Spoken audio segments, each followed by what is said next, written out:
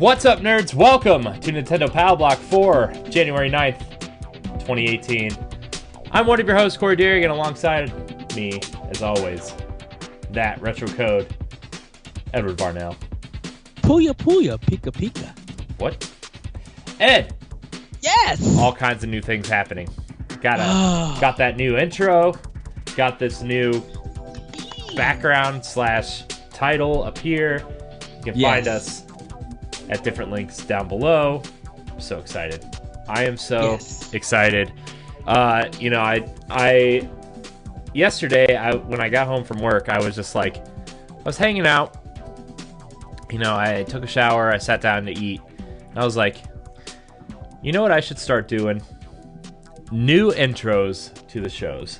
So I started working on the NGR one. I was like, this one turned out really good. And I couldn't find any music to go with it, right?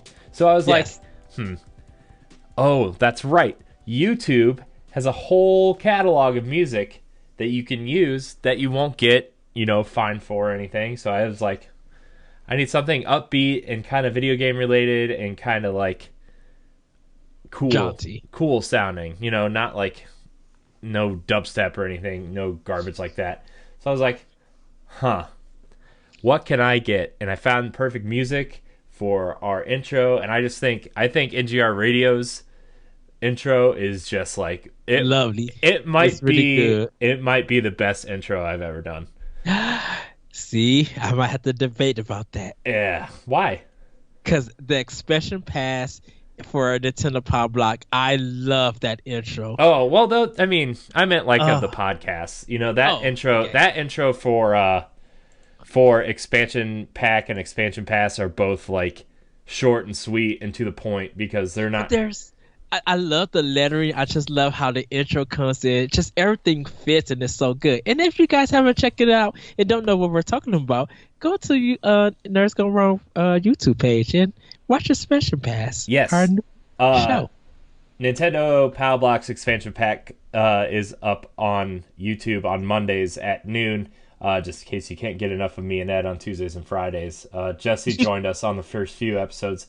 He's going to be joining Power Block sometimes now too, just because we're recording on Sundays now, and I'm trying to. He had obligation tonight, but man, dude, expansion pack is great. Power Block is great, and then the Arsenal X stuff is coming together real nicely now too. Where the show is looking great. The expansion pass is a hit. We had that Ninja Turtle episode goes up on Wednesdays at noon, or Fridays at noon. Fridays at noon. Yeah, wow. Okay. I'm sorry. There's too much to keep track of. Okay. Things are being worked out and planned. Yeah, I'm trying to I'm really trying to schedule these shows out to where you get a little bit of the shows every day kind of thing, And so NGR now has B-sides, which is the NGR Radio equivalent to our expansion pack episode, and I'm breaking out 20 questions into season 3 in case people want to just watch those and try to guess the games with us. So it's a good time. It's a good time. Very happy. Yes. Very happy right now. So I hope you guys enjoyed the new intro. If you're watching us on YouTube, if you're not, check it out and leave some comments and feedback and stuff like that. So and also everybody subscribe if you haven't, or if you love our content, go ahead, hit that subscribe button. Yeah, subscribe. And even if you don't like it, subscribe anyway. It makes me feel better about myself and Ed. It makes Ed feel better about myself. Okay. I don't know. You know what? I don't know.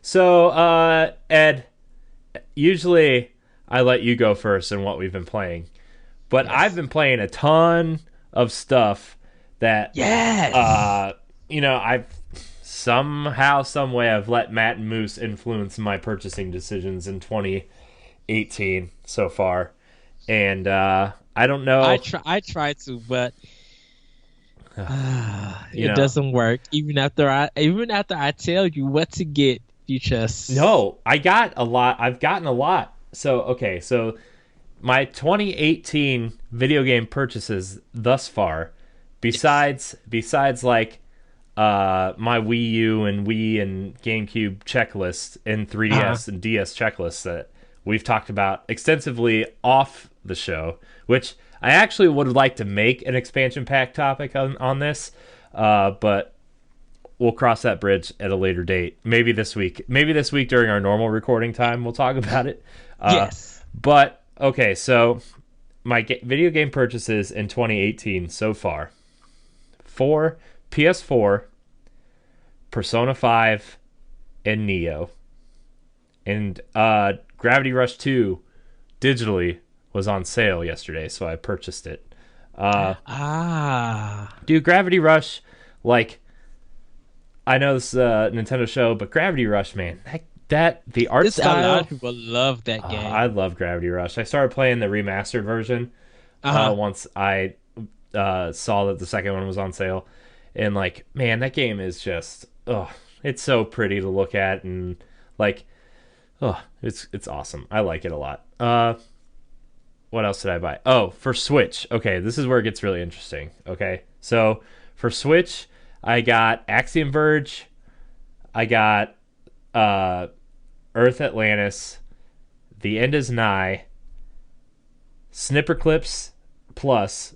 I found the physical copy of Snipper Clips finally. Okay. Okay, so everybody I had bought Corey Snipper Clips, and I was going to ship it to you for Christmas, so now I have to return it. Oh, sad face. No. Bad Ed. Ed. Oh, no, wait. I'm keeping the game. I don't have a copy. Yeah, what are you talking about? I don't have Snipper Clips for Switch. Man, Ed, now I feel sad. Well, because I bought it for you because you said you couldn't find it. So that was going to be your Christmas gift that I was going to ship off. Aww. But now that you mentioned it, I was just like, well, shoot, I'll keep the game because I don't own it. I'm like, I need to own it. So you need to own Snipper Clips, Ed. Yes, I have my physical copy. Merry Christmas, Ed.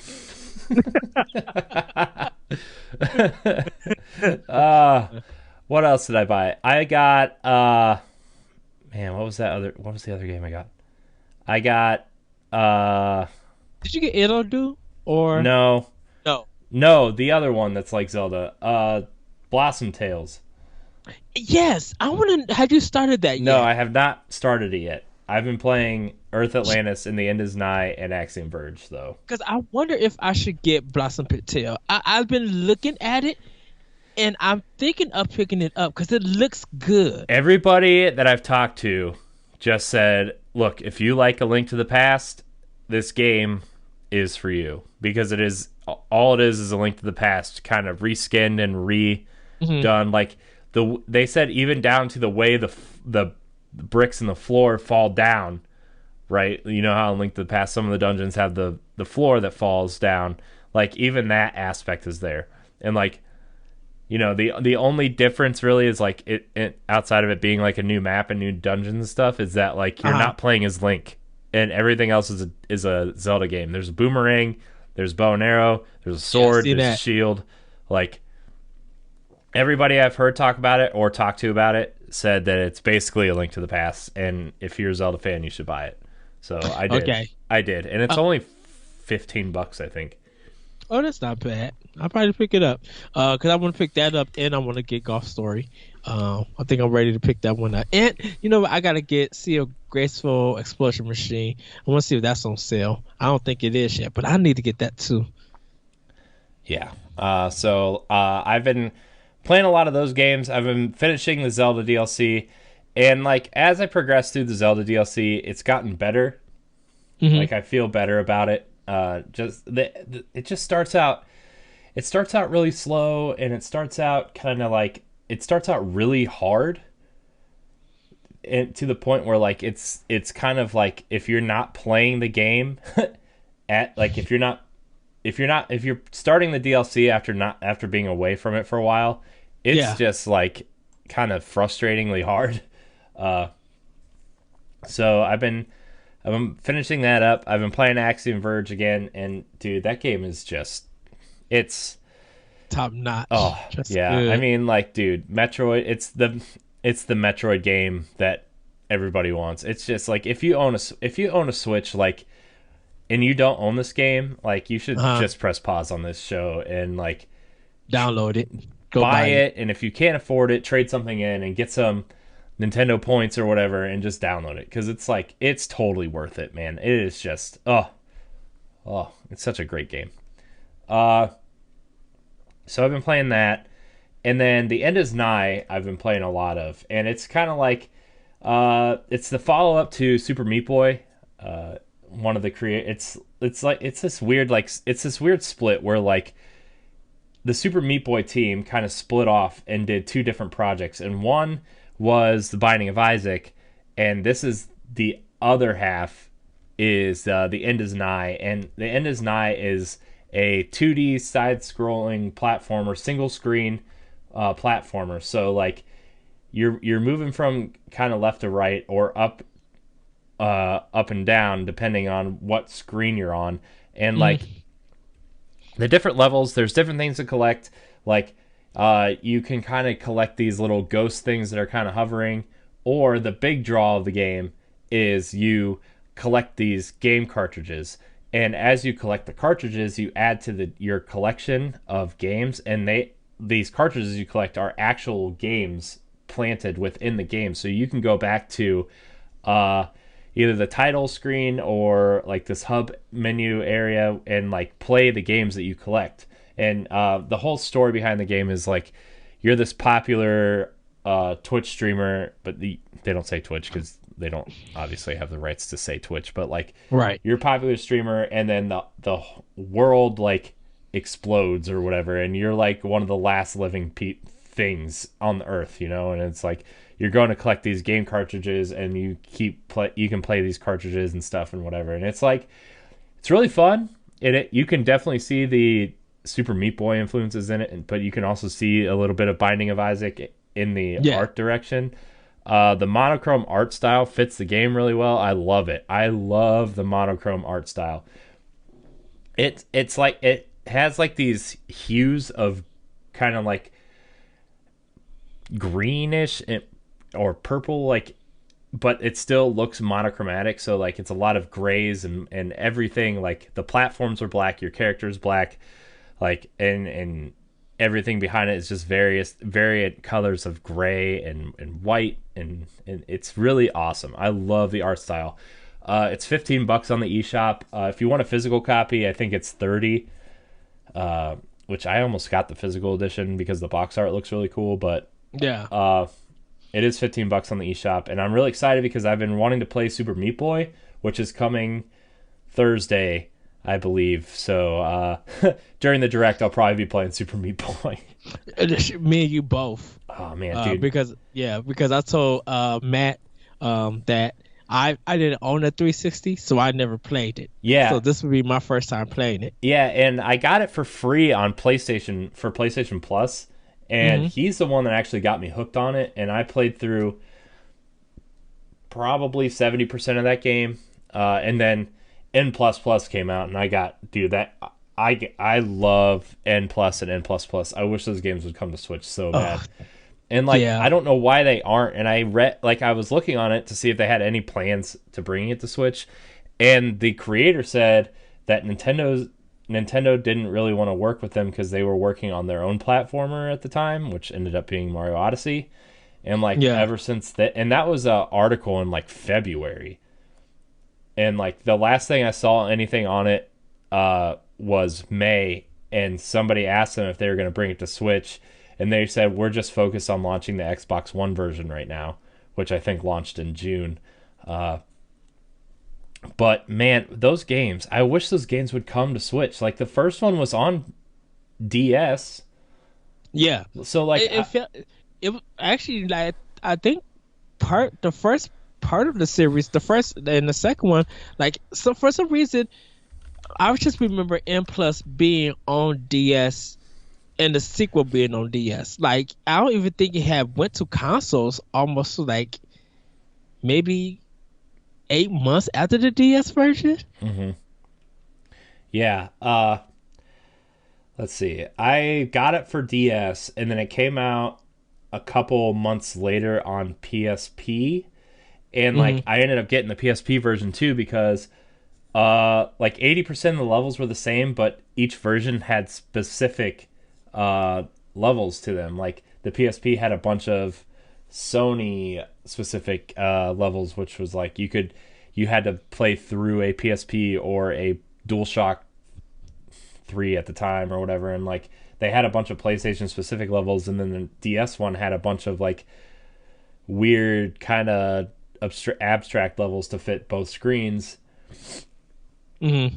Oh, my nose is stuffy. Sorry. But like, man, I love those games so much, and I just wish those were on Switch because I would be more likely to finish N plus plus if it was on Switch now. You know, I got all the achievements in N plus for Xbox 360, and then when it came to Xbox One, I started playing it and a crap ton of it again.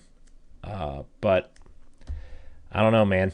It's weird because like the last thing, the last article I see here is September 21st. Is N plus plus releases on October 4th for Xbox One, and the team hopes to do a Switch version soon.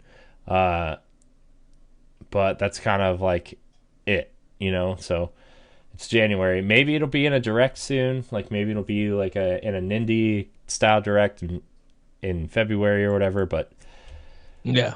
I don't know.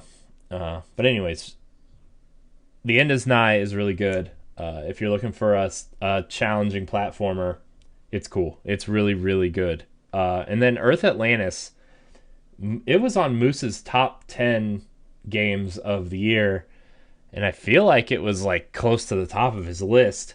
And I downloaded it, and it's kind of like a rogue-like Metroid-y game where like you are trying to get as far as you can in this map, and you're gathering these resources to upgrade your ship.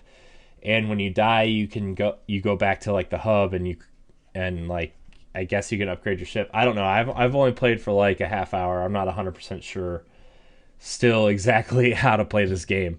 But it's interesting. The thing that I love about it though, it has a really awesome art style. It's the whole thing looks like it's being played on a nautical map. You know, it has that brownish kind of tint to it, and that everything is that brownish yellowish color, and the outlines of the monsters and the ship and the obstacles in the world are all brown outlines.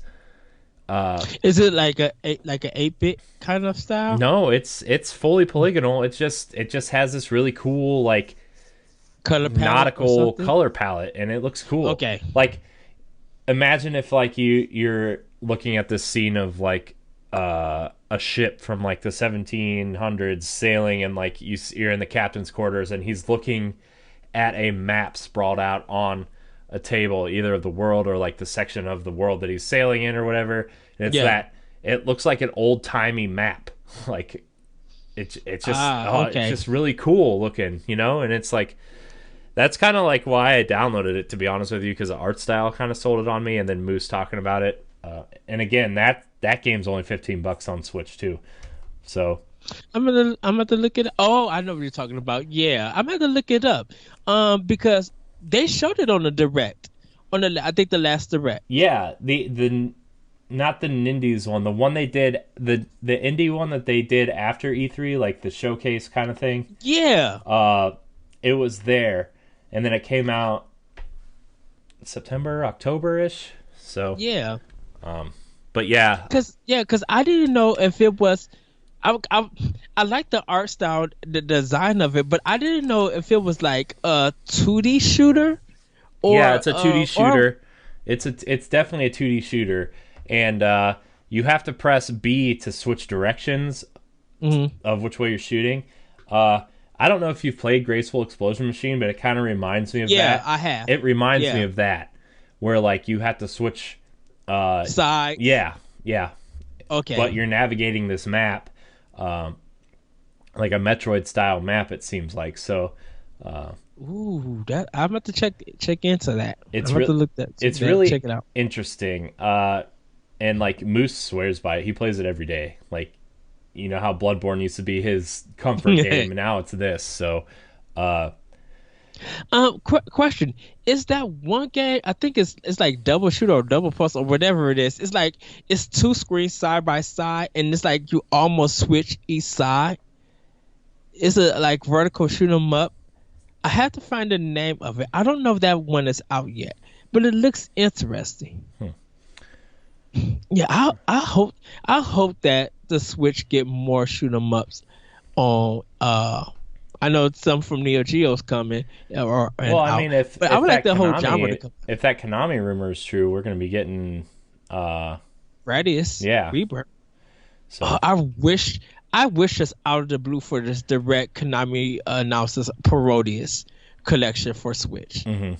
Like I would be like, finally this game is in America and everybody needs to buy it. Yeah.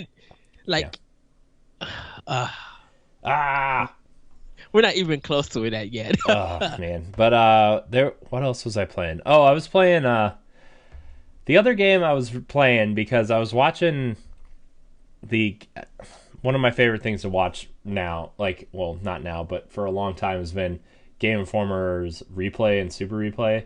Yes. And like they were playing, I watched the one where they were playing through Resident Evil, and they Uh-huh. did this really cool thing where they would play an hour of the PlayStation version and then play through that section on the remake, on the GameCube remake, and then they would Uh-huh. swap back and forth so you could see the changes in it. And Yes. it inspired me to play Resident Evil. And Which one? The original one? The no, first one? the Or remake, the the remake, the one that came out on PS4 and Xbox One this year. Oh, okay. Let me tell you, Capcom needs to put this game on Switch. Like, Well, shoot, and originally he showed up on GameCube, and it's scary as ever. oh, dude, no, it's even scarier in widescreen because like they did this cool thing where like you could play. Oh, I didn't know they did it in widescreen. Yeah, you can do either or, but if you play it in widescreen, first of all, they changed the controls. So like you can play tank controls, but you don't have to play tank controls. You can play like a normal human being. like Rise of the Tomb Raider Yeah, kind of stuff. yeah, Okay. and it's like you can play that way, but like if you play in widescreen, like when you enter a room and there's a corner in the hallway, like the camera kind of shifts down the other hallway, like they're not static anymore. It just kind of moves with it, and like I guess they tore down the whole game and like rebuilt it from the ground up, and it's actually fully modeled now, but it still looks like the static backgrounds, but Yeah. the whole mansion it has been reconstructed in a polygonal environment, so like so they could do the camera like panning. So uh that game is really scary, and I don't know why I'm playing it again, but like it's the only Resident Evil game besides Revelations that I put any amount of time into, and I love that first game. And I hate survival horror games. Like I hate survival horror games. There's just something about Resident Evil 1 that's like I'm just really into it. And like if they put this game on Switch, they need to put every single Resident Evil game on Switch. Yeah. Yeah. Because I want to play Resident Evil Zero. I never got to play that, and It's I think $7.99 on PlayStation Network right now. Or you can buy the bundle of 1 and 2 for $15, or 1 and 0 for $15, or you can buy 4, 5, and 6 for $15. I could skip on 6, even though I never played it. I own five, 4, and 5 on Xbox One. I probably will pick it up for PSN. I just really want one specifically, and like 1 and 0 probably as a bundle. For Yeah. Switch. It would be like the Revelations collection, where like 1 would be on the cart and you just download 0 or whatever. I have to give it to Capcom for that remake. The lighting and the shadows in that game, Yeah, it's just like this is like it doesn't feel like the original Resident Evil. It literally feels it looks like a brand new game. I know. And like the character models look great. And even in the GameCube version, like the character models look great. Yes. Like the lighting looks amazing. Like you see the flickering of the candles. Like you see your shadow, even though they're static backgrounds, you see your shadow going across the floor. When there's lightning outside, you see it come through the window. Like there is an incredible amount of detail in that game. Like little nuances that just make the game that much better. And Yeah. like that game and it's I don't even know, man. Like I love the way all the characters look. I think Wesker looks cool. I think Chris looks Yeah. cool. Pre-roid Chris, pre-roid Redfield. Barry Burton looks cool. Like it's just I love Barry. Look, You I could have been love Chris. smushed to this, put on a sandwich. They changed the line from the first game because, like, the first game he's like, "You could have been turned into a Jill sandwich," and then in this Yeah. one he's like the room is collapsing on her, and it looks like she's gonna get smashed until he like pulls her out, and man, just that little line change makes all the difference, but it still has that same like cheese feel to it. It's just updated. Yes. Oh, I love it. I love it. Resident Evil. I need to just replay that. I would like to replay the series in order. Like I've only ever played 1 and 4, and I guess I played 5 too. But like I would like to play them, and because like the story is like kind of interesting enough on like a cheese It's level. cuckoo. It's cuckoo bananas. Yeah. Like a lot of it doesn't make no sense. Yeah. Like, how did you guys even survive this? But yeah, that series is It's so weird. I played Resident Evil 1 on PlayStation 1. Like I had when it had the carton box when PS1 first came out, the cardboard box, I had that. Resident Evil 2 I played on N64 and beat it there. Resident Evil 3 I beat on the Sega Dreamcast. Resident Evil 4 I beat it on GameCube and then rebought it on Wii. Those Wii controls are so fitted for Resident Evil 4. I just love it on there. I hear that's the best way to play it.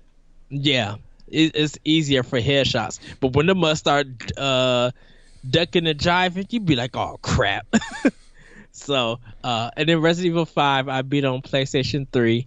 And I never played 6. And I tried Resident Evil 0, the remake on GameCube, but only had like rented it. I didn't actually buy the game, and I should have brought it when it was originally came out. Because I was just like, yeah, it looks good, and I know a lot of people are like super stoked for it. But I had beat the original Resident Evil, so I wasn't expecting anything like new from it. Right. Oh man, what a interesting series that is. Yes. And then I just need to finish up 7 on Xbox One. But like that first game is really good. I had it. I got it for free through PlayStation Plus like a while ago, and I downloaded it, and like I was just like, man, I just kind of want to play it. Like I don't even know if I'll finish it. Like, but I want to appreciate that redesign and the remaster and the HD upgrades they did to it. Like, man, even the candles. Like, there's this one angle at like in the foyer, like when you first get in there, and if you're playing as Jill, you're with Barry and you're getting ready to go upstairs, and there's this one angle where like the candles are kind of flickering right in front of the camera, and like even the candles, man, they look so good. And you can just see the flames kind of like flickering, and like one of them goes out and then comes back, and like you can see the light flicker on the floor from the candle. It's just so good. I would literally hate if that game did that. But like Corey. What? Oh, I'm you listening. was you was speaking. Oh, it must have been Skype. You were speaking and the words and stuff. No Oh, sound came out. sorry. We So know we know how Skype can be. yeah. Uh, if the light went out and then it popped back in, and just like three zombies or four zombies were like close to you, I would have been like, "Not today, Satan." Pause or off. Yeah. Yeah. But then it would have did its job by implementing that fear. Yeah. Oh man, so good. Uh, but you know the main games I've been playing are Zelda and it is nice. So like I've already talked about those. But Yes.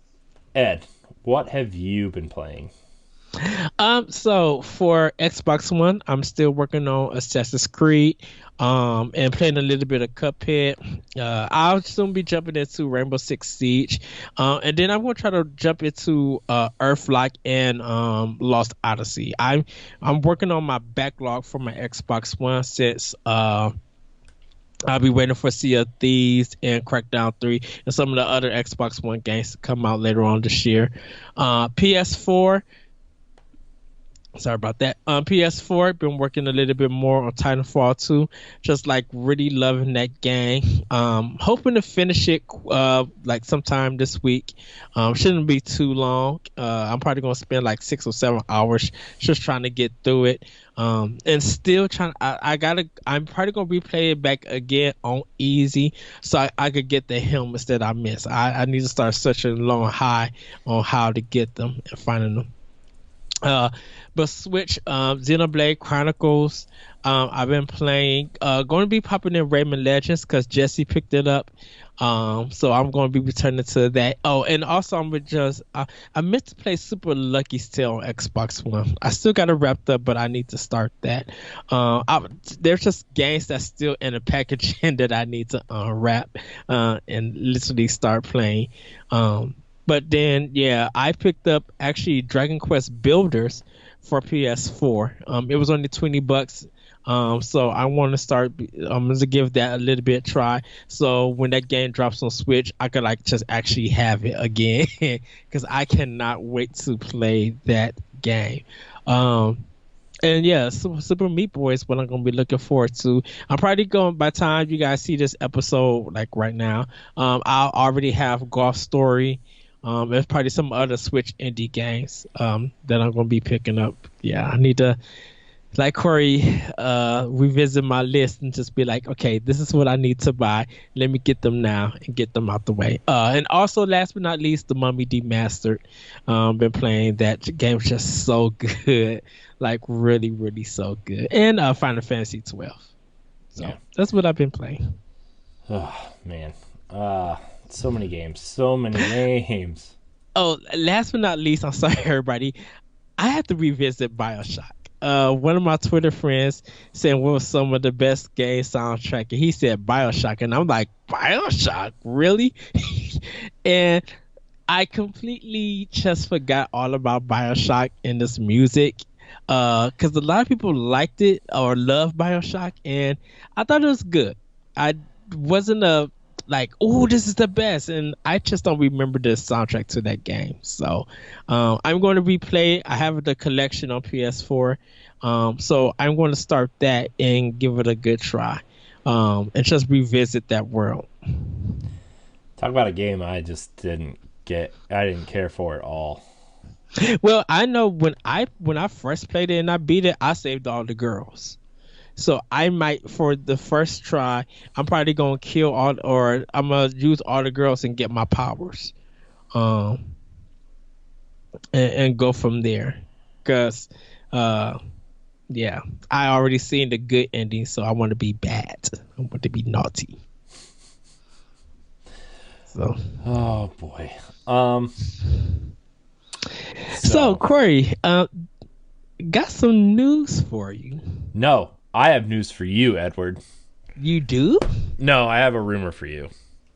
So we're gonna get into the news bits. Boop, boop, boop, boop, boop, boop, boop, boop, boop, boop, Yes. boop. Okay, so I saw this a couple days ago when we recorded the last time, and I was like, I don't know if we need to talk about this. But now, like, more and more outlets are picking this up. And so this article is from Nintendo Life. Nintendo's Norwegian site triggers speculation that Bayonetta 3 and Metroid Prime 4 could launch this year. Also, through this Norwegian site, it mentions Kirby Star Allies, Yoshi, Pokemon, and Pikmin. A new Pikmin title, it says. So,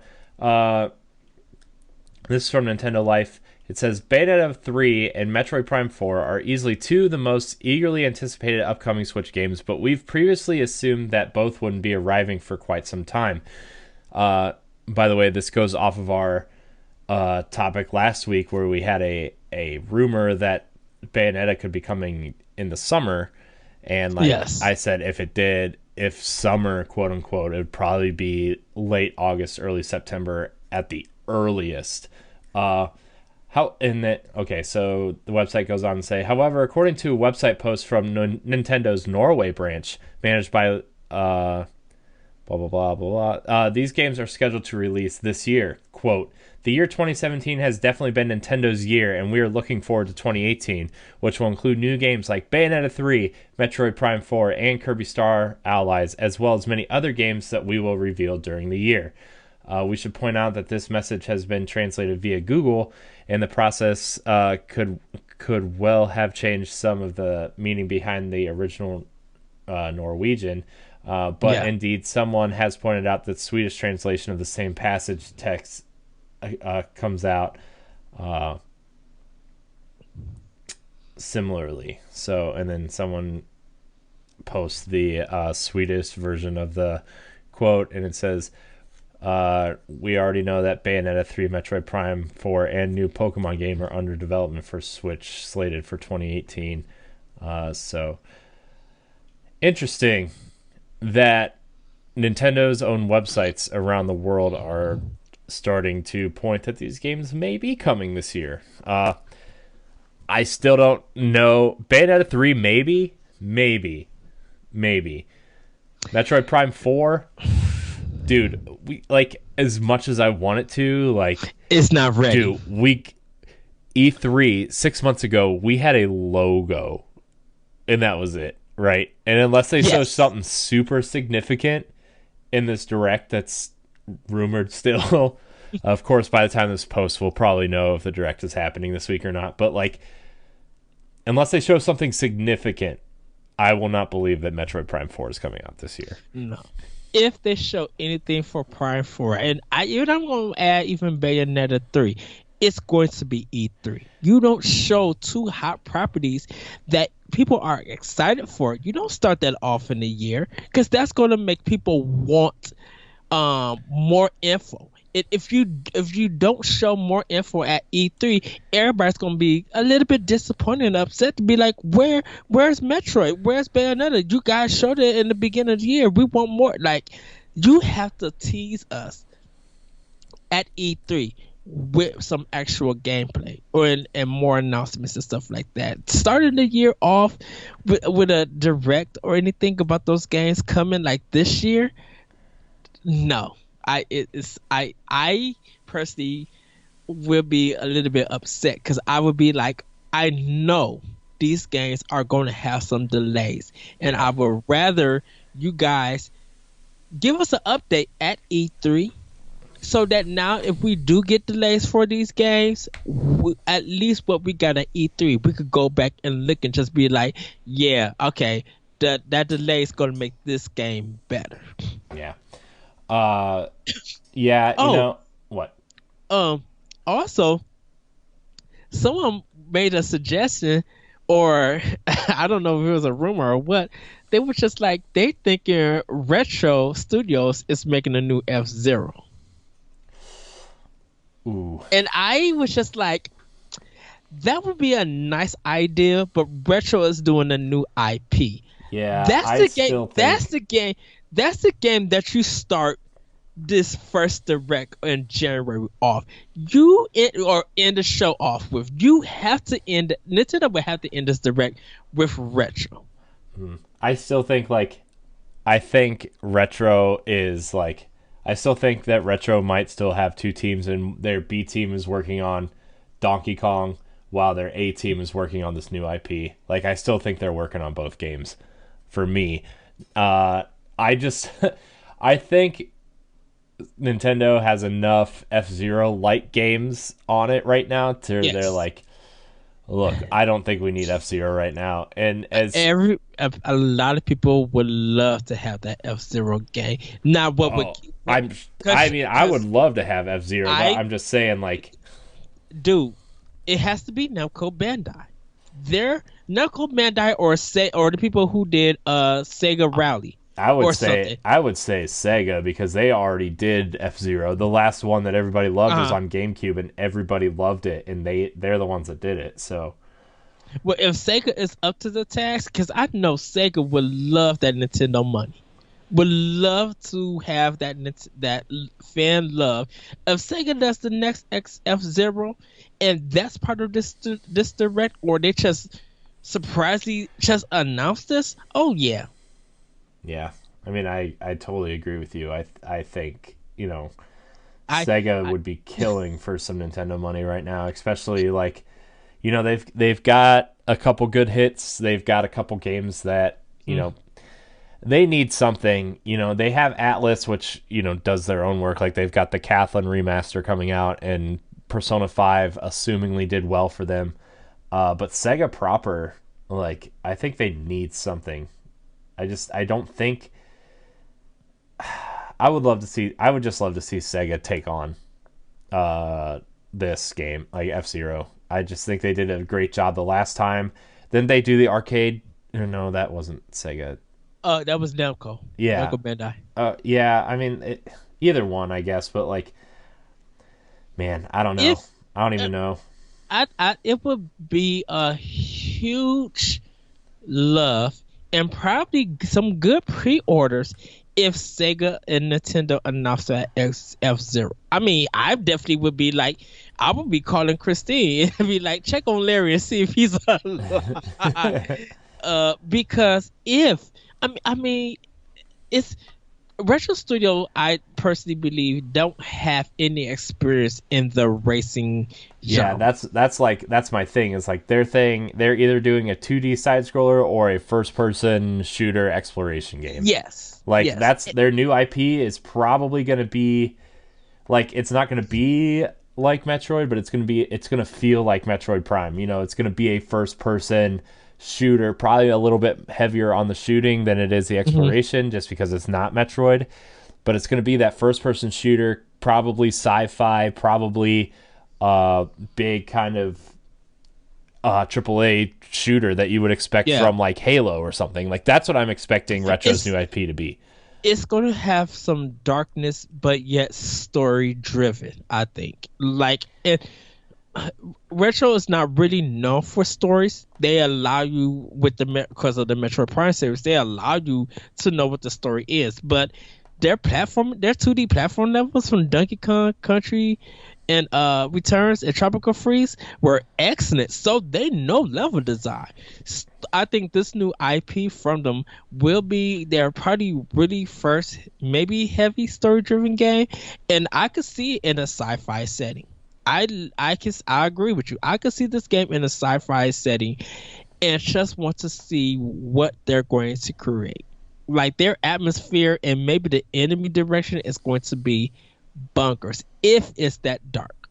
Like, it needs to be dark. I expect that from Retro, hopefully. Yeah, and like, dude, that was actually going to be the topic of the show. Was like, what's Retro working on? Like, what is their IP, and will we see it? Like, that was my topic. So, like, honestly, I think we'll probably revisit it at the end of the show. But, like, I just want to know what they're working on, man. Like, I don't know a company, that would be like, they've had what? When did Tropical Freeze come out? 2013. 2013. That 14. February, right? If only I had a device right in front of me that would tell me. I thought it was 14. I'm gonna look it up real quick, but like, they've had like at least 4 years Well, I mean, for a new IP from them, you know, and trying to show Nintendo what they're trying to go for, they're probably that research and development with the game mechanics and the foundation and artwork and stuff. It probably, 2014. yeah, okay. It probably took them a while to get that done. Like they probably been Yeah, thinking but I on, think I think they've been working on that engine since before Tropical Freeze came out. That for their oh new yeah, IP. yeah, yeah. Well, yeah, because I think they were doing the hiring and stuff when they were making Tropical Freeze. Yeah. Because it was like reports that Retro was Studios were hiring and stuff. So, yeah, we have got to see something this year because they're too talented of a developers to not get a game out Yeah. and not make it tight to where everybody should. Because I don't know. Like for me, their games have been for some people 8.5s, but their games have been like 9s for me, like across the board, because their quality and their design is so good. I don't care what people think about Metroid Prime 2 or 3; those games are 9s to me. Yeah. Like I mean, like Metroid Prime is a 10, but like it's yeah. not. I I'm mean, sorry. Go ahead. it's like look, Metroid Prime was so good and it blew us away, and it.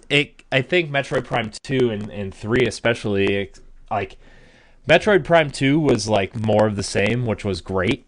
You know, it didn't Yes. really like change anything. And I think the reason why even Metroid Prime 3 to an extent, like people didn't like it as much is because it was on the Wii, and that's the only place you can play it is on the Wii. Yeah. And so, I mean, that's the only reason why I didn't finish it is because I did not like the motion controls. Like I did not like the pointer controls at all.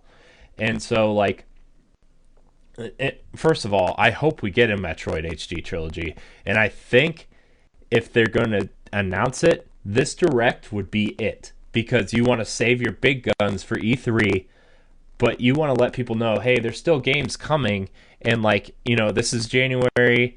You want to point out the things that are coming in the first half, and then like Wii U or Wii remasters, like Yeah. if you're going to port Smash, this would be the one to do it. If you're going to port Mario Maker, this will be the place to announce it. Unless you're making brand new ones, like this would be the place to announce it. A Metroid Prime trilogy, HD trilogy, like Like to have that whole Metroid collection on your Switch, dude, like all 4 games. mhm. Come on now. Yeah, Like that's what that's I like.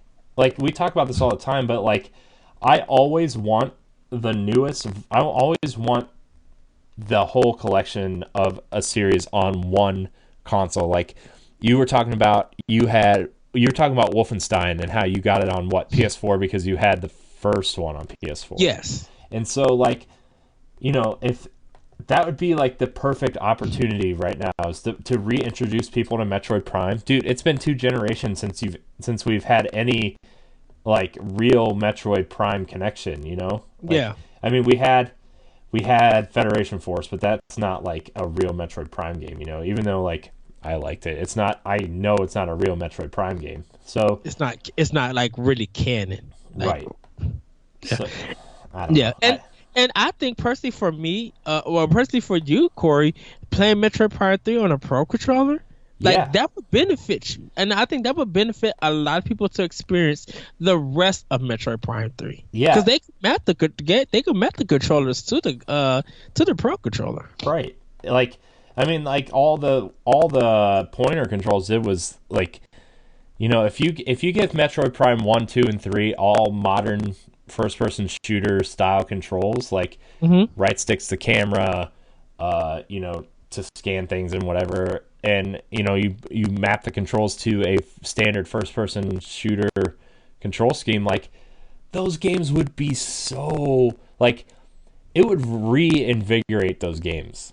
Yes. Like similar to what like the Master Chief Collection did to those old Halo games, even though there's no Uh-huh. sprint button in Halo 1 and 2 and it really like ooh, it's rough. But like Yeah. but like the rest of the game, they modernized the controls and everything to the point where it's like, oh man, these games feel good again. Maybe they don't feel fresh, but like I still think those games would feel fresh if you added that control scheme to them. And like Yeah. and updated the graphics, because those graphics still look great today. And if you just gave them a little tweak, give it to somebody like Blue Point, or a port, or even Panic Button, who's doing the Doom and Wolfenstein ports. Like, man, imagine what they could do with Metroid. There's a I think some Australian company that did one of Nintendo's port, and it was like really good. I have to look it up who they were, but they Nintendo thought they couldn't get this game running like on DS or 3DS, like a port or something, and they were able to do it. It's like 10 something. I have to look it up. I think it was in Game Informer. But yeah, Blue Point, or you know what? I will go with Panic Button. I agree with you. I think Panic Button would do a phenomenal job. Like, I mean, after they get done with Wolfenstein, they've already proven it. They've already proven it. And like, in Wolfenstein, for all intents and purposes, is like it's going to be a good port at the very least. What if they could get Metroid Prime Trilogy at 60 frames per second? Like, really, like, get a little bit more. I mean, I don't see why they couldn't, with a little bit of like ingenuity and like getting those games up. I mean, look, those games are running on almost 20-year-old hardware at this point. Like, I don't see how like a fresh coat of paint, getting the coding down to 60 frames a second, and really like brightening everything up to HD, like, even if they don't do like an overhaul graphically, just like cleaning up the textures, and similar to what Twilight Princess HD was, like, not it wouldn't be like a full Wind Waker HD remake, but it would be like what Twilight Princess was, where they clean up the textures, maybe clean up some of the puzzles or whatever that like the lighting and stuff looks cleaner. It looks clearer. To see. Come on, Panic Button, get that Metroid Prime Trilogy. I mean, even if it wasn't Panic Button, it could still be someone like who did the Twilight Princess port. That we would have to check. Let's see. Because and you know what? I wouldn't even release the Metroid Prime Trilogy just yet. I will literally work on that game and hold it until Metroid Prime 4 is ready to release, and maybe do like a 2-month gap, like release the Prime collection, and then 2 months get ready for release of Metroid Prime 4. Right. Because at least that gives people time to play those games, experiencing it. Maybe amiibo functionality could be added on, and it does some things that we didn't expect. Maybe they put Metroid: Samus Return or Metroid Fusion and Metroid Zero as the collection on that system. Maybe or not Metroid Samus Returns. Maybe the regular Metroid Fusion, and Metroid Zero. Those are amiibo unlocks. If you want them, like that would literally be cool, and like it maybe re-release the Samus Return Metroid from the games. Like that would be amazing. Yeah. For them to do on that system. Yeah. I would really I would really love them if they did that. Like I in the studio behind Twilight Princess HD was Tantalus. That's it. Tantalus. Yeah. We had technical difficulty. Skype being Skype. Skype being Skype, and it being so cold here that my internet also went out. So I had to restart everything, and I think we're good. I think we're good now. Yeah. So which is weird because it was warm this morning when I woke up. Yeah, I mean it's warmer than it has been here today. But anyways, Ed, what were you saying about Tantalus before Oh, just say that they're really good. They have an interview, I think, in Game Informer, or it might be IGN, talking about how they started and how they ended up getting the chance to port Twilight Princess. Yeah. So, Man, and that was, I mean, that was a pretty decent port, to be honest with you. mhm. Like, it's definitely the best version of that game for the Wii U, and like it still surprises me that they have not brought it to the Switch at any point, just because of the whole Wolf Link amiibo thing. Uh, but anyways, I just think like that Metroid Prime trilogy set 60 frames, even updated just a little bit, modern control schemes. I think that would go such a long way Mhm. for even like Nintendo fans, just to preserve those games, let alone like making them available to play, and you know everybody is excited to play them. So Yeah. man, that would be awesome. I just want everyone to have it. Okay, Ed, where do we want to go from here? I have we'll go to this one next since we're talking about games that could be coming to Switch. Reddit wonders about the rumors if The Legend of Zelda: A Link Between Worlds is getting an HD release for Nintendo Switch. This also comes from Nintendo Life. If Nintendo PR reps have been contacting journalists uh, and requesting permission to requote reviews of A Link Between Worlds for promo purposes. A Link Between Worlds was released on 3DS in 2013. Uh, Now, that could just be uh, a Nintendo Selects line for 3DS, when they Yes. dropped the prices down to 1999. Mhm. But they did not do that for Ocarina of Time. They did not do that for Donkey Kong Country Returns 3D. They did not do that for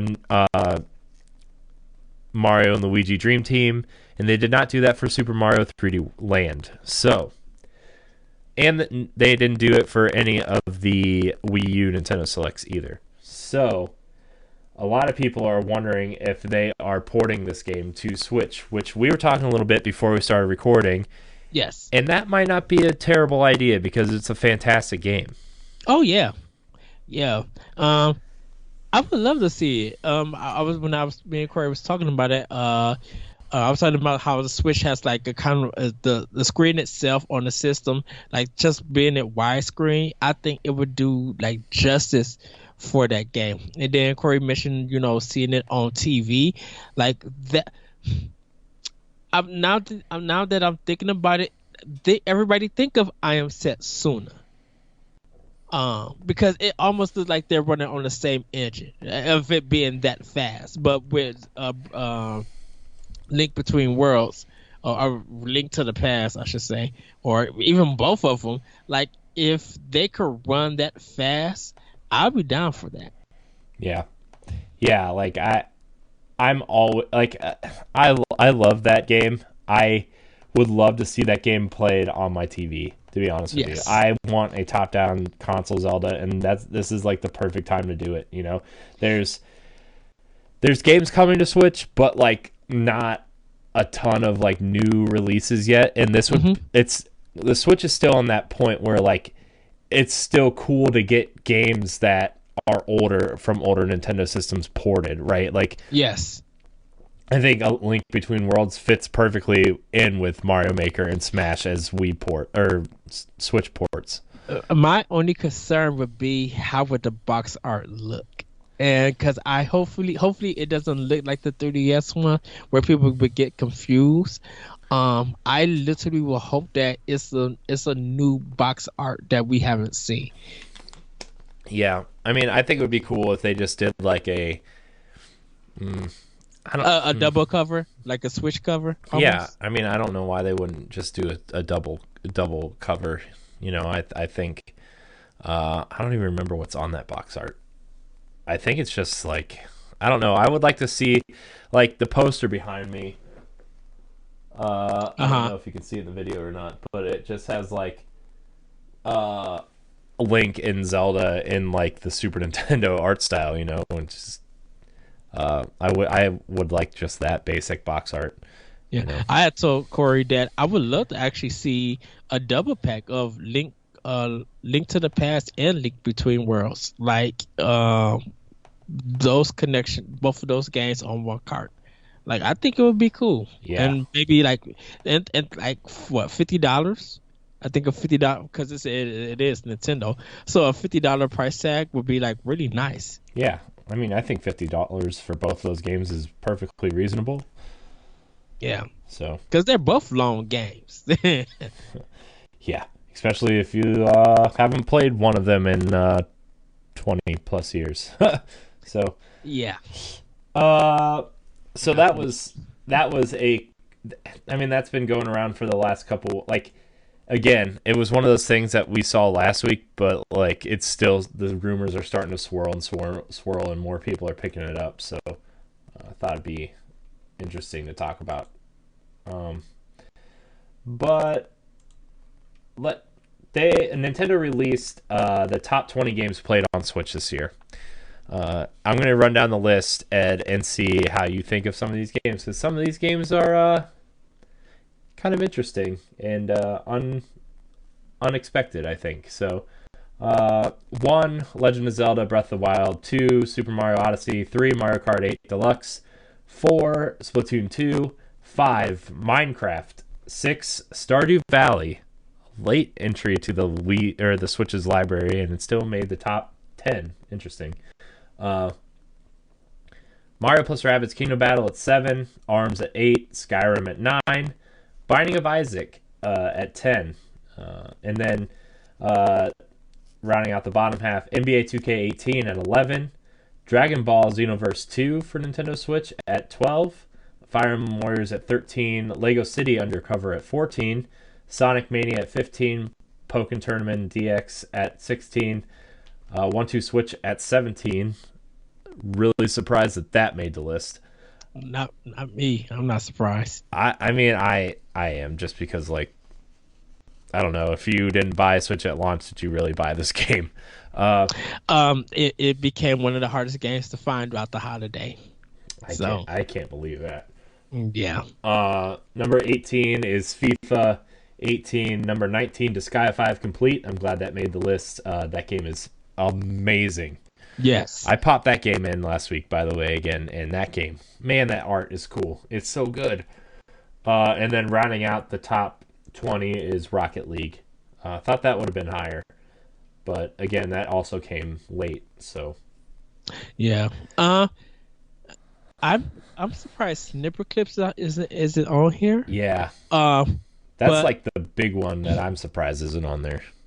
I think it's because it was a Switch release, kind of like after 2 weeks after the system came out. It was like in that launch window time frame, and I think people got they full of it and then kind of like moved on.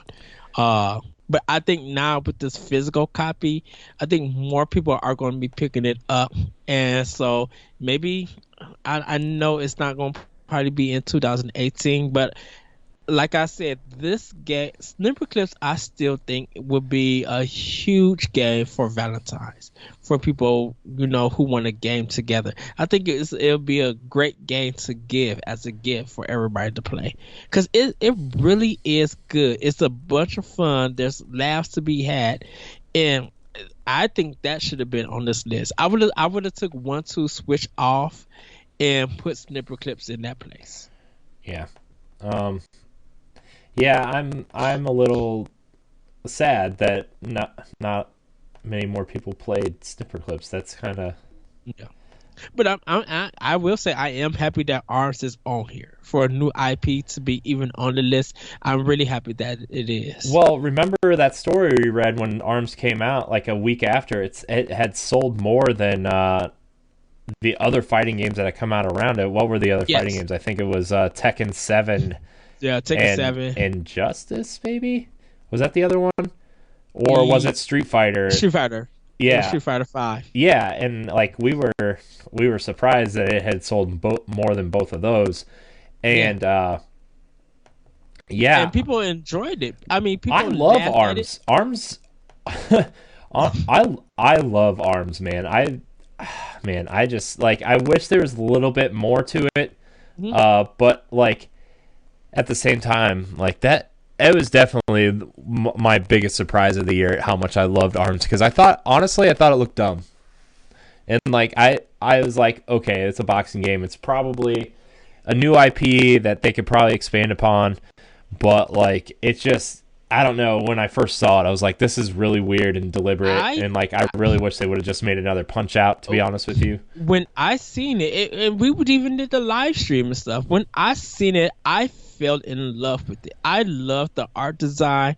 The trailer was amazing. Like I love the art design, and I love the fact that this game seemed wacky. This is that Eastern Japanese design game that I'm so glad is coming back, or made a comeback. And people who it was one of those games that you dismiss it by looking at it, but you know Nintendo until you play it, you won't actually have an opinion on it just yet. You can always say that it looks dumb, and then put that mug in your hand, and and and just be like, okay, I need another round. I need to learn this. Okay, I'm having fun. Because look how Arms did in this trial mode. yeah, That changed everybody's perspective, or a lot of people's perspective, for that game to have the sales that it had. hmm yeah. I mean, like I when I said it looked dumb, like I was like, okay, this looks dumb, but I trust Nintendo and how they do things, and you know, we all thought Splatoon looked dumb too, and look how awesome that game is, and like, Exactly. and I was like, okay, I appreciate that they're trying to do something new and different, and I bought it, and like I fell in love with it. Like I love Arms. Like I played so much that I have like a main. Like when people want come over and we play and stuff, like Yeah. I'm always Ribbon Girl because I know how she moves. I know like the tactics and you know her different hands abilities. Like I know it, and so like I it was my biggest surprise of the year, to be honest with you, and I'm really happy that I bought into it and played it as much as I did, and it was my biggest surprise of the year. And it jumped. I think it jumped up in sales this holiday because it once again, like a lot of people might not believe me, and you can read all the reports that PlayStation 4 had the best year, holiday, whatever. Well, Switch sold better than any other console this year, so I mean, Yeah, and all the Nintendo first party games, and even some third party ones, became hard to find. I mean, and I was telling people, hey, we got eShop cards. You can just buy it digitally. No, they wanted the physical. Well, they had to wait almost 2 weeks to get copies in, and when we got those 10 copies, customers seen it and they snatched it up. yeah. I mean, I I don't know what else I could say about Arms except for the simple fact that like honestly, when we look back and the Switch is over and done, like it's going to be one of those games that people look for after the Switch is done to add to Yeah. their collection because it's going to be really hard to find and it's really fun, and you know it's going to be similar to it's going to be a super collectible game when Switch is all said and done. I think is what I'm trying to say. Yes. uh, Yes. so but Arms is killer, and I'm glad that game is on this list for sure. Yeah. Uh, I think Breath of the Wild even sold more. I think that's probably did. I think that maybe have sold another million. I really want to see what NPD says. For December, for November. I don't know if this December's out for November, but I want to see what it says for the holidays because, man, I'm telling you, I don't know who, besides probably Call of Duty, I don't know who touched the other games for the other consoles. Like maybe some sports games, but like Switch, man, when you have about, I think it's like 38 physical games that's out. When you only have maybe 16 games left because people are buying like a lot of the other games, like all the Nintendo first party, the Lego games being gone. Disgaea and Super Bomberman are being gone. Street Fighter, also Street Fighter. People who don't know that the arcade version or the collector was coming out made like that sold out. Like when almost every game that you're selling to people or you're trying to in retail, when it becomes hard to find at multiple stores, that's that's that's just a good sign on how powerful the Switch is. Yeah. Man, I yeah, man, I is it bad to say that I think I own every single one of those games on that list? Yeah, I do need to get Arms and Splatoon 2. But I'm kind of like almost in the same. And Rocket League, I still need to pick that up. Oh, man. Okay, so last last week I know we touched on this a little bit, but next week on January 11th we're getting two really awesome indie games in Super Meat Boy and Yes, Fury. I'm really excited for Fury. I don't know if you played this. It was free on PlayStation Plus I a heard a year lot of great a things year about it. ago, I want to say. Yeah, And last year. oh man, the art style is very like heavy purples and bright pinks Yes. and oranges and like they said it's going to be feature complete. They say it's going to be 60 frames a second, comparable to PlayStation 4's version, and I cannot wait for this game. So those are kind of the big releases coming up this week in terms of indies, and then Rocket League physical editions coming the following week, which I'm also really excited for. Uh, Yeah. but outside of the game releases, also released this week, the if you bought NBA Playgrounds for Switch, which was that weird NBA Jam style game that wasn't as great as everybody wanted it to be, but they did re-release the game as an enhanced edition. If you already bought it, you get the enhanced edition for free, and it adds a whole bunch of character players, and it I think it unlocks a ton of stuff that you would normally have to unlock during the game, and the frame rate goes from 30 to 60, and they are finally adding the online mode to that game for the Switch. So if you are one of those people who didn't get NBA 2K18 and you want a basketball game to play, sure. And I think if you did not buy it, it's $14.99 or $19.99. Honestly, I bought it because I thought that game was going to be awesome, and it was okay for the most part, but I would not recommend purchasing this game.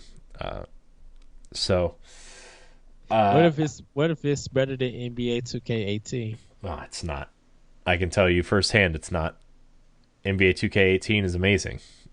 Uh, without all the microtransactions? oh yeah, well, I don't play it for that. I play it for franchise mode. So, and True. man, that game is so fun. Man, I need to get back to that game too. I love that game so much. Uh, but outside of that, we have the standalone pink and green Joy Cons are coming to Switch at a quote later date this month. Which Ed, you already mentioned to me that they will probably give a more a prominent release date in the Nintendo Direct. So Yes. that's cool. I like those Joy Cons. I kind of want the pink ones, and I think Sana wants the pink ones. So, uh, yeah. But because I wonder if are they going to be the green and pink ones, or if you could get two greens and two pinks. Uh, well, judging from by this picture, it's the standalone opposite colors of the Splatoon special edition. Okay. I think I they would have to sell just green and just pink. You would think, right? Like Yeah. they would have to. Which I don't know what the world happened, but they don't sell the single Joy-Cons anymore. I haven't seen them. I know I haven't seen them either. Well, to be fair, oh, by the way, I saw a pair of the yellow ones the other day. I almost Yeah, bought them. I was so close, but I was like, we I can't. I we sold out of ours. Cause I Yeah. was just waiting for some more to come in. Cause I keep looking at the blue and the red ones, and I just like, I can't with you. If I buy this, I'm going to have to find the individual ones to go to the other side.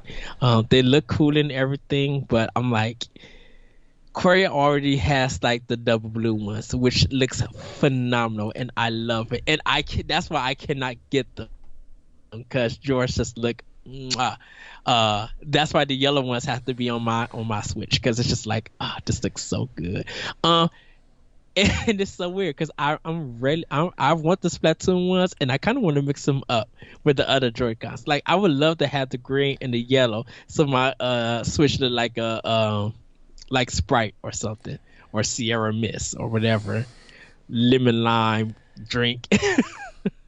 uh, Oh man, dude, these Joy-Cons, man. A lot of people have been posting like when they do like custom ones, uh-huh. and Those white ones look good. I love that yeah, white. I want white ones. I want white ones really bad, and I kind of want the clear purple ones that people have Uh-huh. been making. And those ones look Yeah. cool. Those ones look great. I would love to have the casing of them like a color like the white ones. I would love to have that, but then I would love to have like the Wii U blue for the buttons and stuff Hmm. with white lettering Yeah, on. almost like the inverse of the blue ones now, Yes, yes. where it would be like, yeah, I know what you're saying.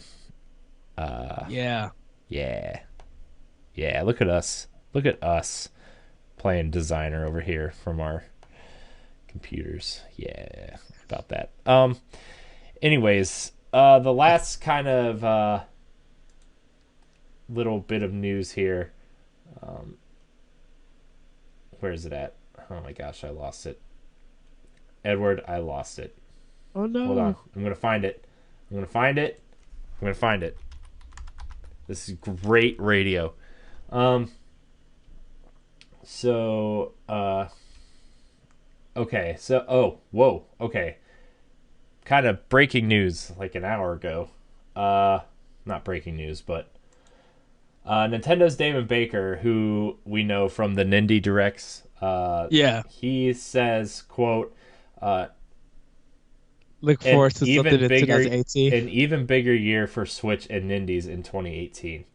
Yeah. This is from Nintendo Life. He says, This is a story that I got. Yeah. "Yeah, and only a week into 2018, we're already getting weak at the knees, and Nintendo racks up more and more positive headlines, including the recent conquest of Wii U sales in Japan." Uh, so it looks like we're going to be getting a ton more indies. So, but yeah, man, if he's tweeting it out too, I think you're going to like 2018 as well as his tweet after some people were like tweeting at him. Uh, Imagine this leaking last year. What is this? Hold on. There's more. I'm digging. I'm digging in. I'm digging in. Dig it in. If the image ever loads, it'd be great. Um, oh, he just someone posted. Imagine if this leaked last year. If this image leaked last year, and it's L.A. Noire, Skyrim, Doom, Resident Evil Revelations, and Rocket League, and then his response was, I know, right? I I think know, you're going to like 2018 as well. yeah, Then he has a smiley face with sunglasses on. yeah. So that's cool. I'm looking forward to more indies. I think I've played more indies on Switch than I did all of Xbox 360, PS3, PS4, and Xbox One. So Yeah. it's just the perfect little system to do it on. Yeah, the indies that got announced last year that's not out yet. we're still waiting for that. So we might get release dates for those for this direct. If not, maybe the next Nindy direct we'll get it for. Yeah. So that's kind of it for the big news. There's a couple other things, but we'll cover them next time. Well, did you get the Kickstarter retro sensation Xenocrisis? Yeah, I saw that. Okay. Okay, so we'll talk about that real quick. There's a Kickstarter. Retro Sensation Xenocrisis is targeting Switch. I can't really tell what kind of game this is. It looks like kind of like Smash TV almost. Yeah. There was a game called Alien Syndrome on Sega Master System and an Okay. arcade. That's what it is. The Vice is giving me. Or anybody want to think of Arcadia Warriors, or like Smash TV. It has that kind of style, top down, arena based shooter in a sense. But it looks like it's once you kill everything, Flu the season. next door opens. You go to up further into like the dungeon or something. Okay. Yeah. So that's another game we can look forward to. It looks cool. I mean, it's got this retro vibe to it that a lot of indie games kind of go for. So we'll keep you posted on that as well. So Yes. anything else super? I don't really see. I just kind of threw a lot of this together at the last minute. Nah. No, I think people from Nintendo are probably gonna be returning back. I think they was probably still on vacation for the week of New Year's. So I think they're coming back to I think they're going to get back and start releasing some info and everything. So I think they're getting ready for that.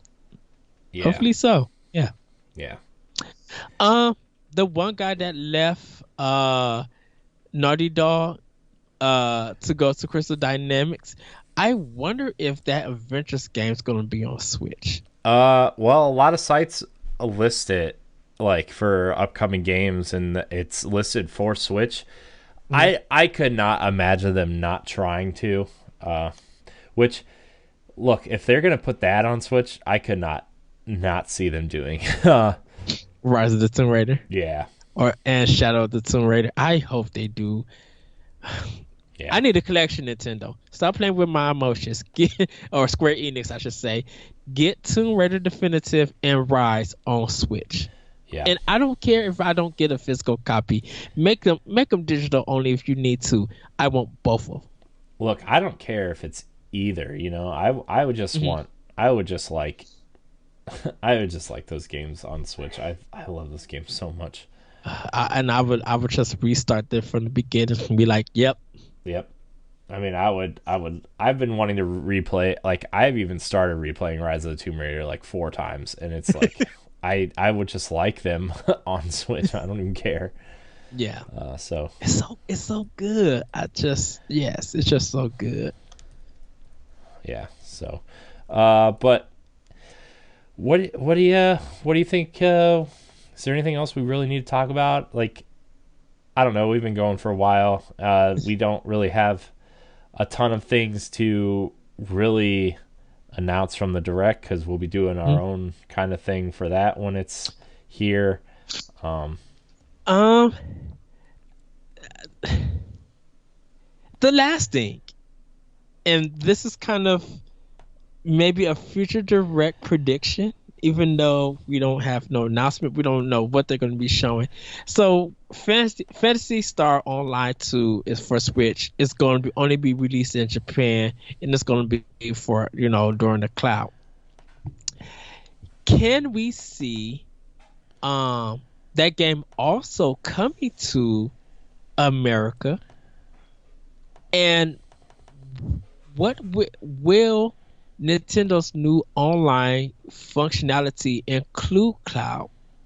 And will there be games that are old using the cloud system? And what does that say for like the future, for some old games? Because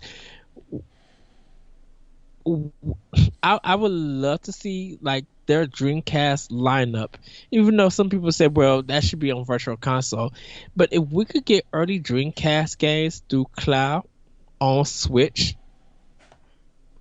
I could see that happening.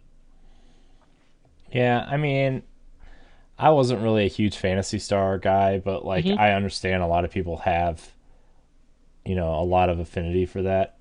And like I think th- they need to get their online infrastructure on first. Like I think their online is still a little buggy at times, but Yeah. maybe it's like maybe it doesn't require like a huge online infrastructure to play that game. I don't know. The Dreamcast version didn't really. So I don't know. I don't know. Think I think we could see games like that make it here. I don't know.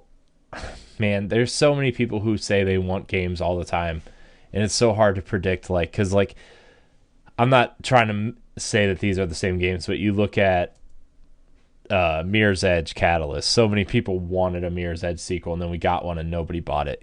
How many of those Yeah. people are saying that about this Fantasy Star game? So I don't know. I personally think that Nintendo would benefit from having a game like Fantasy Star for the simple fact that they don't really have their mega online game, and that would give them they have a good partnership with Sega, which they could do. Yeah. I think, this would benefit both companies in doing this, So Yes. I don't know. I think they would benefit from a game like that, especially because, games as a service are getting more popular by the day, and this is this could fill that role for them without them actually having to develop it themselves. So Hmm. that's where I'm kind of coming from here. Oh, would you like Sega to revisit their arcade lineup and do cloud before they like if Sega like had a cloud system where uh I guess if you pay I don't want to say monthly subscription, but I guess so, or was able to buy it. I don't know, just something that you could play Japanese arcade games that never came to America, and you don't have to worry about it taking much space on your system or anything. I mean, I think that would be like the hamster thing, right? Like I think that Mhm. that would be more for them to decide than like say if Sega and Hamster kind of went together and were like, hey, we want our old arcade games here or our older arcade games here. I don't know. Look, man, I don't know. I don't think those games take up very much room anyway. Uh-huh. I think you could just download them. I don't know if they would need some kind of weird cloud thing because like PlayStation and Xbox don't even have those like perfected. So, man, I don't even know really. But I think maybe you could subscribe to them, kind of like it could be almost like an Xbox Game Pass type thing where you download the games, but you subscribe to the service. Okay. Now that I kind of am thinking about it, I don't know, but then does Sega have a strong enough library to even do that? I don't even know. I think they do, because like I said, that's why I said like a lot of arcade Japanese games that they never released here, because like it would be cool to play like I mean, even though Virtual Fighter came here, I think it would be cool to play that arcade version on the a little bit on the go if we're going with the subscription model and you could download them. Uh, it would be cool to like play those enhanced versions or of the arcade version of Virtual Fighter.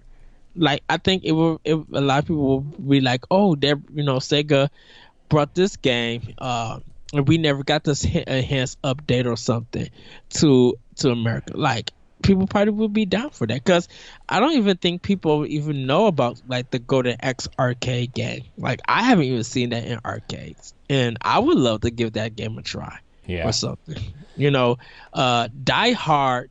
That was I think or not Die Hard. I forgot the name of it. I think that one was only on the Sega. It might have been on PlayStation. I don't know. But I only remember playing that game, at the arcade. Yeah. Like Virtual, I think it's Virtual Cop. I think that's it. Virtual Cop. Oh man, dude, I had Virtual Cop for Sega Saturn, I want to say. Oh man, what a interesting piece of history that is. Yeah, I don't know. I don't know if Sega is the right company to do that kind of thing, but I would like to see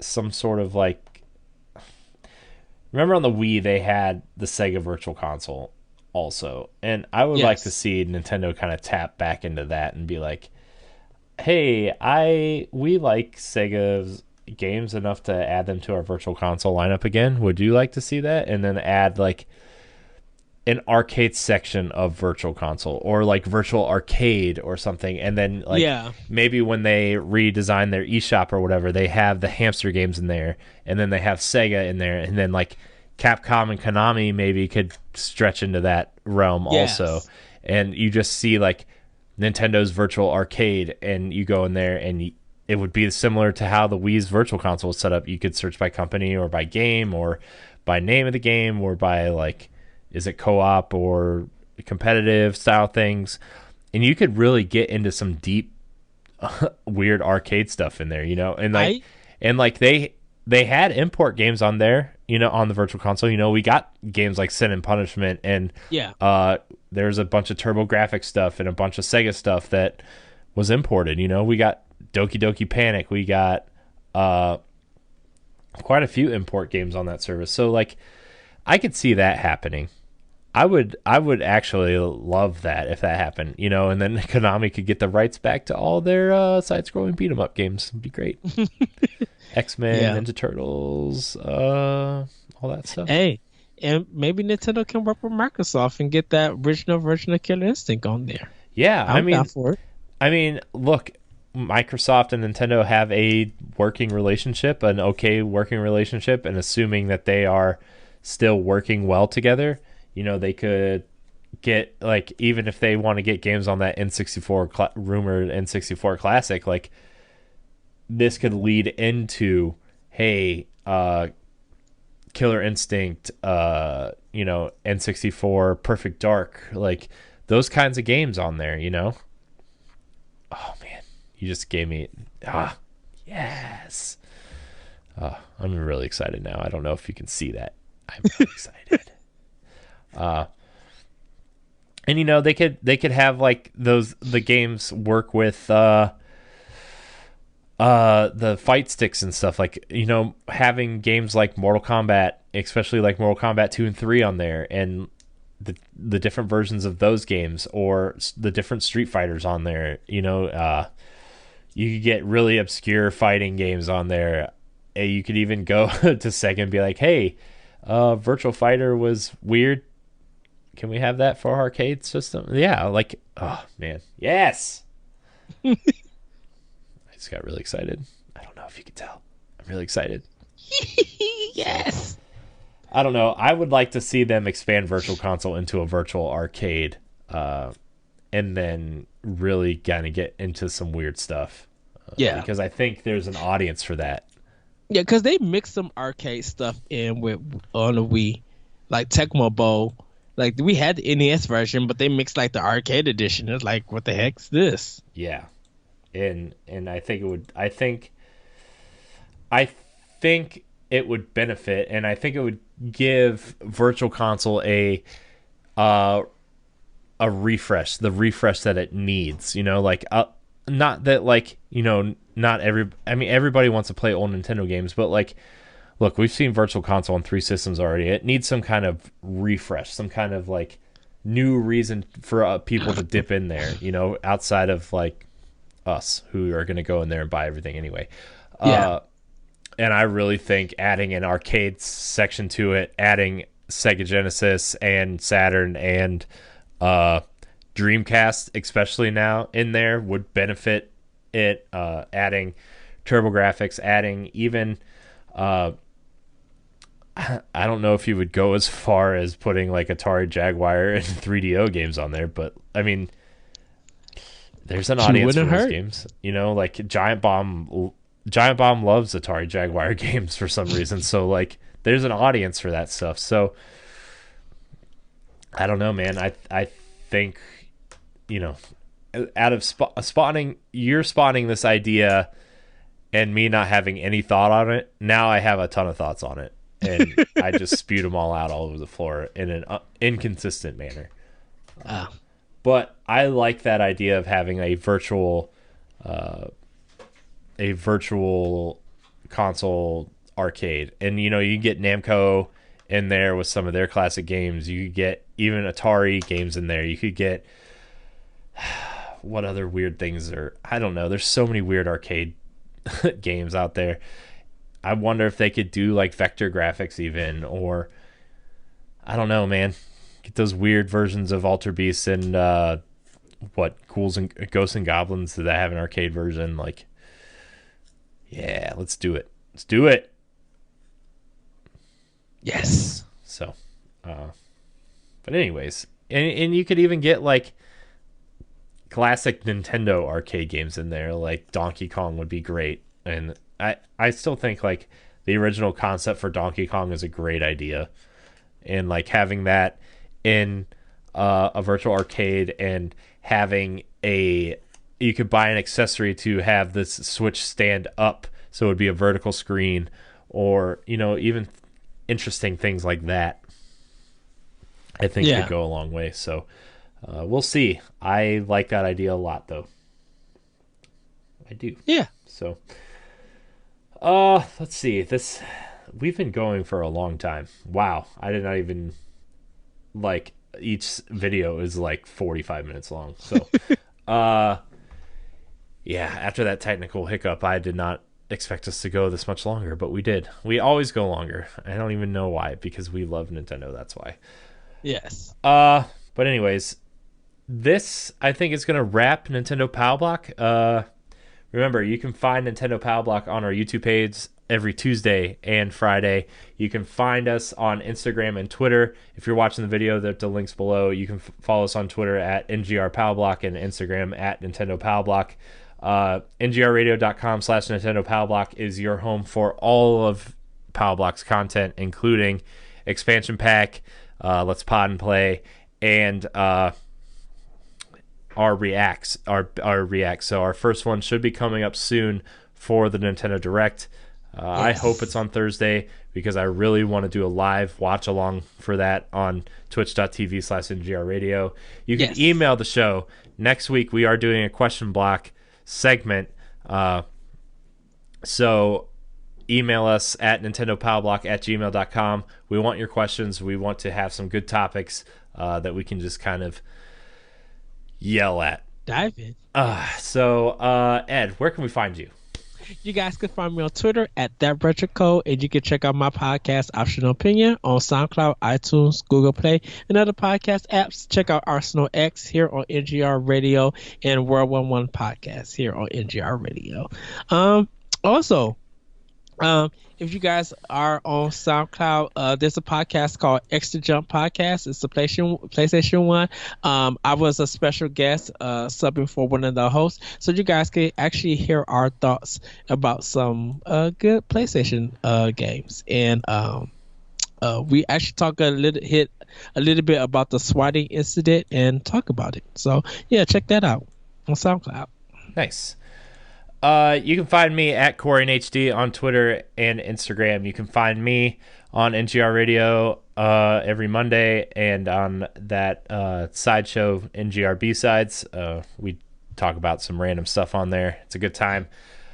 Download our family of shows, Arsenal X, which is our Xbox podcast, Nerds Gone Platinum, which is our PlayStation show, NGR Radio, World 1-1. Check out our friends from other shows. Let's see here. Where else? Oh, you can visit ngrradio.com. By the time this goes up, I will have my top 10 Switch games and my top 10 games of the year 2017 up on ngrradio.com.